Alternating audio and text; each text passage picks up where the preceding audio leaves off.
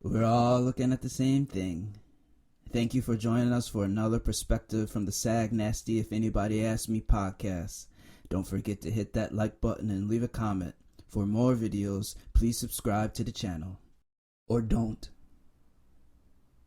Just sit back, say nothing, do nothing, and watch as we bare our souls to you. We got it from here. Sag Nasty. I win by like 10 yards, 40 yards. I mean, it was, and all of a sudden, everyone's going like you're, whoa! And all of a sudden, Fred.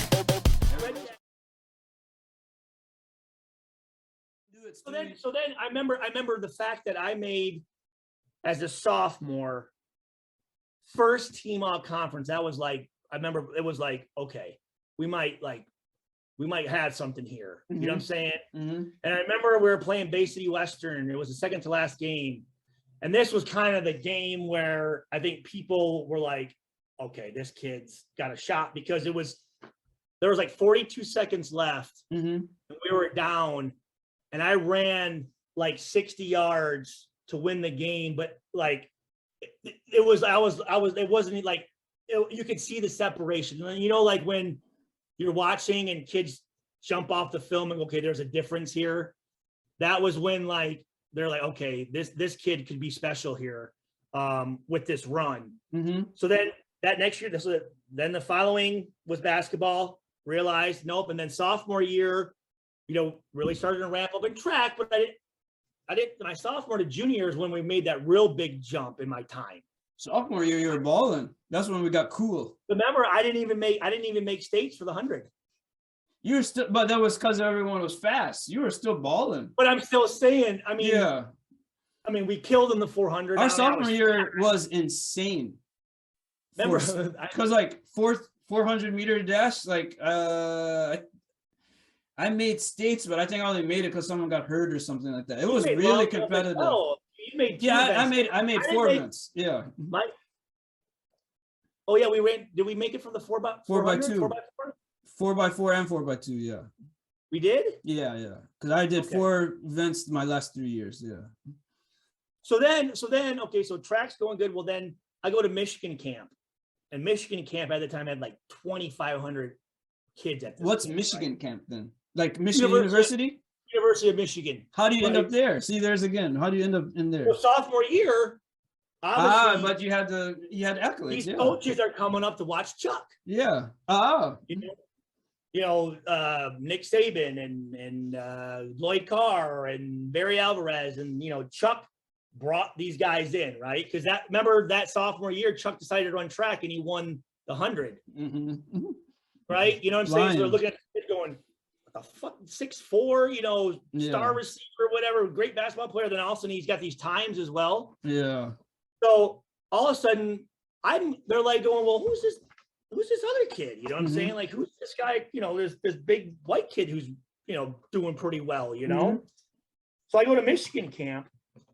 I remember Steve, DJ, Reiner were supposed to come as well. Okay. Like, we're all supposed to sign up. Well, they didn't, none of them signed up. So I went by myself. Mm. I'm going down here as a 15-year-old kid by myself. So then I'm thinking, well, I'll be able to meet people, because you'll have a roommate that you're with, the connecting room, and then another set of guys, right? So I'm like, there'll be 3 guys that I have no roommate, and then there's nobody in the other room either. So I'm by myself, and I'm going, well, okay. And I signed up as a quarterback, right? They asked you to do a position, and they're just all these guys from Ohio. And, Michigan gets the top notch everyone, and they had just won the national championship. Yeah, right? that's true. So they had all these top quarterback recruits, and no one's giving me any attention. Of course not. I mean, so I remember me and the back. But you were one of the fastest there, though. You didn't have a chance to show that. I'll tell you. So I'm in the back of the quarterback line, and I'm back there dicking around with this other kid from Fraser, right? Tall, skinny kid, kind of looked a lot like me, and we got talking because no one was talking to us. I mean, we decided to like go walk around. They didn't even know we were gone, right? Well, yeah. The kid who Michigan didn't pay any attention to was Jim Sorgi. Yeah. The guy who played at Wisconsin, Yep. was an all Big Ten 4 years, and then went and played in the NFL for like 8 years. But I thought he was a little short, a little bit. Oh, no. He was I think he's taller than me. He's taller than you. Okay. Yeah. And it was just funny how, I remember meeting him back there, and they just wanted nothing to do with us, right? You were like, fuck this fucking, So you got no notice the whole time, basically. Well, so Fred Jackson, who recruits Michigan area, he knew who I was. So he comes by, he goes, Stu, he goes, pretty fast? I said, yeah, I'm pretty fast. And he goes, you want to run in this thing called the Smokehouse? So they had an indoor facility, right? And Michigan at their camp would invite a whole bunch of other coaches to come, So you go into the indoor facility, and they had a bleacher set up with probably 500 other college coaches in the bleachers filled. And they had the top 5 juniors. So the guy's going to be seniors, the top recruits at the Michigan camp.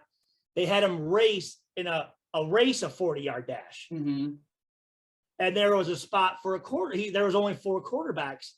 So he's by the line, and he goes, Schweiger, he goes, you want to run this thing? Because I wasn't allowed to be in it because I was too young.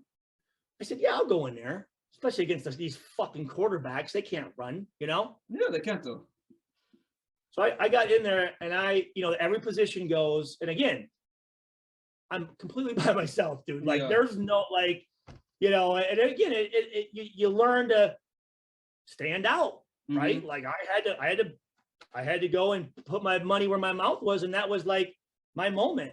So I win by like 10 yards in a 40-yard dash. I mean, it was, and all of a sudden everyone's going, whoa, like you're, whoa. And all of a sudden Fred Jackson, he couldn't really walk. He I don't know what it was with his knees, but he runs down there and grabs me. He goes, holy fuck, I didn't know you were that fast. And he's like, I got to get you out of here. Cause everyone's going, they're all looking on the sheets like, the fuck is this kid? You know what I mean? No one wants to hide your identity.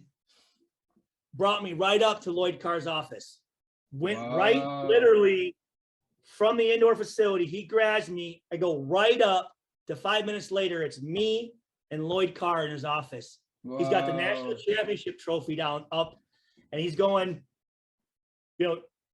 Schweiger, you want to, what do you think about Michigan? Well, anyways, he offered me a scholarship right there. Yep. That was my first big scholarship.